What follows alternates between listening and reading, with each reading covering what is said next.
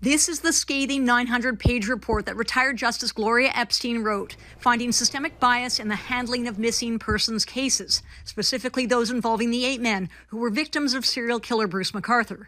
The report, commissioned in June 2018, found that opportunities were missed to capture McArthur sooner, starting with the investigation into his first victim in 2010. We found a series of deficiencies in how that investigation was conducted.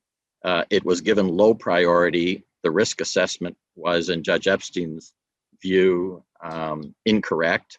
There were significant red flags that suggested that there was a strong possibility of foul play. Epstein found McArthur had a potentially meaningful connection to 3 men who disappeared in the LGBTQ community. But McArthur went unnoticed, as did his prior convictions. The failure blamed on a siloed approach.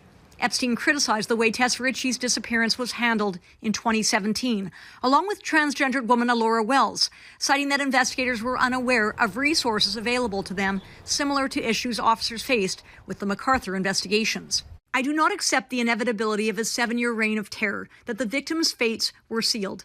Tess Ritchie's mother found her own daughter's body. Alora Wells' bodily remains would probably have been identified earlier had some of the deficiencies I have identified not been present.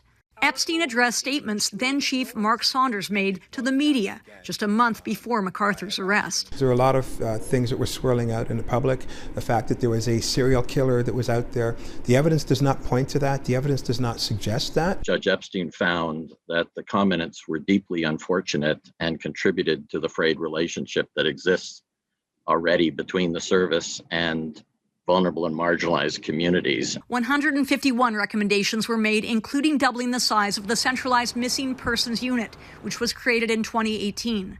The police chief says he's committed to work with the community and has already doubled the size of that unit. Know that the action we will take from this day forward will seek to honor the legacies of those you lost and the impact those losses had on you, the communities they were a part of, and our city as a whole.